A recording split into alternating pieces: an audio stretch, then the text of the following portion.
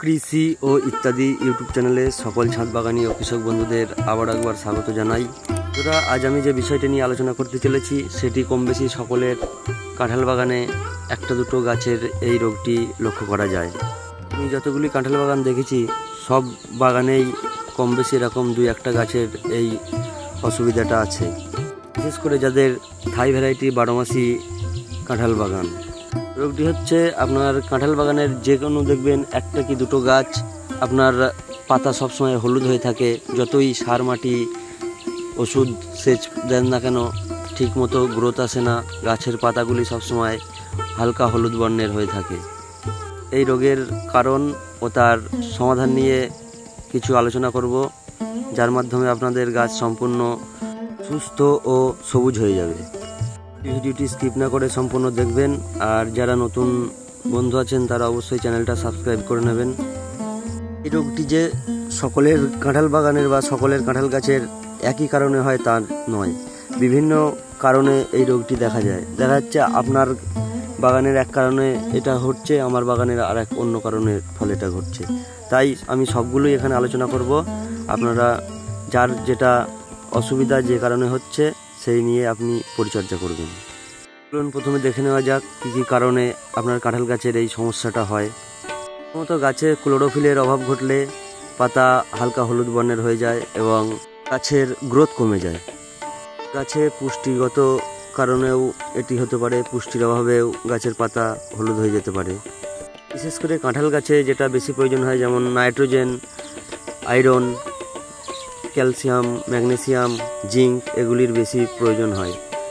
আপনি গাছে ঠিকঠাক দেখা যাচ্ছে সার প্রয়োগ করেননি, সেই কারণেও এই রোগটি ঘটতে পারে।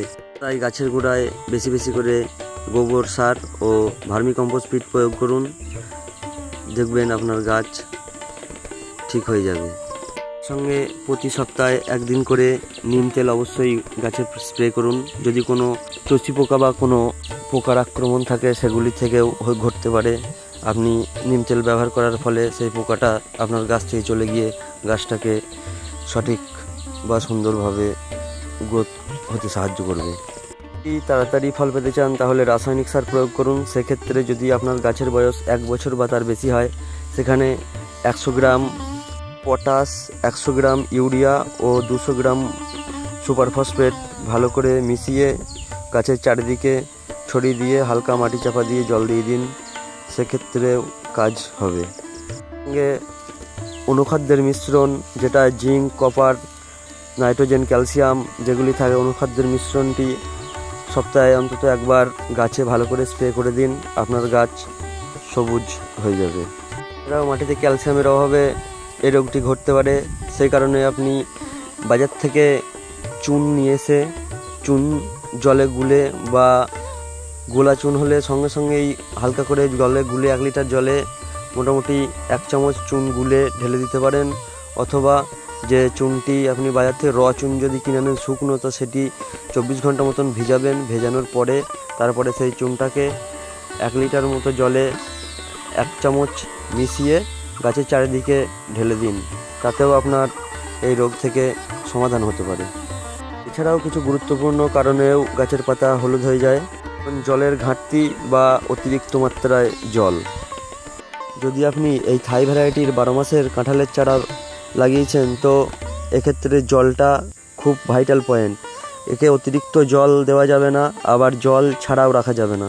তাই সবসময় খেয়াল রাখতে হবে গাছের মাটি যেন সবসময় একটু নরম ভিজে ভিজে ভাব থাকে, হালকা রস থাকে। অতিরিক্ত জল জমে গেলেও গাছটা পাতা এরকম লাল হয়ে যেতে পারে, আবার জলের অভাবেও হয়ে যেতে পারে। তাই দেখতে হবে কি অসুবিধা হচ্ছে এটা। যদি অতিরিক্ত জল জমে যায়, সেক্ষেত্রে আপনি গাছের গোড়া থেকে জল বের করে দেওয়ার আপনাকে ব্যবস্থা রাখতে হবে। আর যদি জল কম হয়ে যায়, তাহলে অবশ্যই আপনাকে এই দিকটা খেয়াল রাখতে হবে যেন সবসময় মাটি ভিজে ভাব থাকে।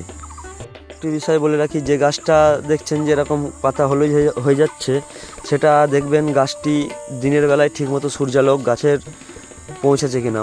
অন্তত 5-6 ঘন্টা সূর্যালোক প্রয়োজন আছে। যদি দেখা যাচ্ছে সেই গাছটা ছায়াযুক্ত স্থানে আছে, সেক্ষেত্রেও এই রোগটা হতে পারে। তাই গাছটাকে সম্ভব হলে ব্যবস্থা করুন যে দিনে অন্তত 4-5 ঘন্টা অন্তত সূর্যালোক যেন গাছে পৌঁছায়। তার সাথে আরেকটা জিনিস খেয়াল রাখতে হবে, গাছটি অতিরিক্ত ঝোপালো করে রাখা যাবে না, অর্থাৎ বেশি গাছে ডালপালা বা অতিরিক্ত পাতা হয়ে গেছে, গাছের ভিতর পর্যন্ত সূর্যালো পৌঁছাচ্ছে না বা গাছের নিচেটা মাটির সঙ্গে লেগে আছে, এমন রাখা যাবে না। সেক্ষেত্রে সম্ভব হলে যদি অসুবিধা বোঝেন তো গাছের ডালপালা কিছু কেটে গাছটিকে হালকা করে দেবেন, যাতে পুরো গাছটা পর্যন্ত সূর্যালো পৌঁছাতে পারে এবং হাওয়া বাতাস গাছের নিচে দিয়ে চলাচল করতে পারে। গাছের ডালপালা কেমনভাবে কাটবেন, কী পরিস্থিতি, সেই সম্বন্ধে একটা ভিডিও আমি অলরেডি দিয়ে রেখেছি, এন্ডিংয়ে আপনারা পেয়ে যাবেন, সময় হলে দেখে নেবেন।